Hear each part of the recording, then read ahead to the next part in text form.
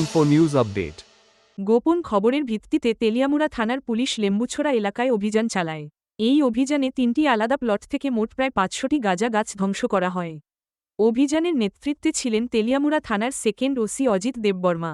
এছাড়াও অভিযানে অংশ নেয় সিআরপিএফ, টিএসআর এবং তেলিয়ামুড়া থানার বিশাল পুলিশ বাহিনী। অভিযান শেষে সেকেন্ড ওসি অজিত দেববর্মা জানান, নেশা বিরোধী এই ধরনের অভিযান আগামী দিনেও চালিয়ে যাবে তেলিয়ামুড়া থানার পুলিশ।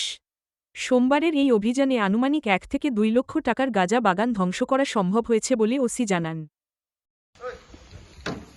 আমাদের কাছে তেলিয়ামুড়া থানাতে খবর আছে যে একটা তেলিয়ামুড়া থানার আন্ডারে লেম্বুছড়া নামক জায়গাতে গাঁজার চাষ হইতেছে। এই খবর পাইয়া আমরা থানার staff, TSR personnel, CRP personnel আমরা সব মিলে আসি এবং দেখতে পাই 3টা প্লটে গাঁজার গাছগুলি আছে প্রায় পুক্ত হয়ে গেছে, পরিপক্ক হয়ে গেছে প্রায়। তো আমরা এগুলি পেয়ে পুরা সমস্ত গাছগুলি কেটে ধ্বংস করেছি, জ্বালিয়ে দিয়েছি।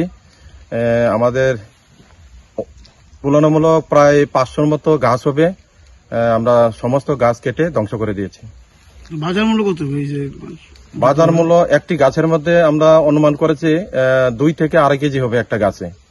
তাহলে 500 গাছ হলে 500 × 2.5, তো প্রায় 1-2 লাখ তো হবে। Subscribe to Tripura Info and press the bell icon so that you never miss any latest updates and news on Tripura.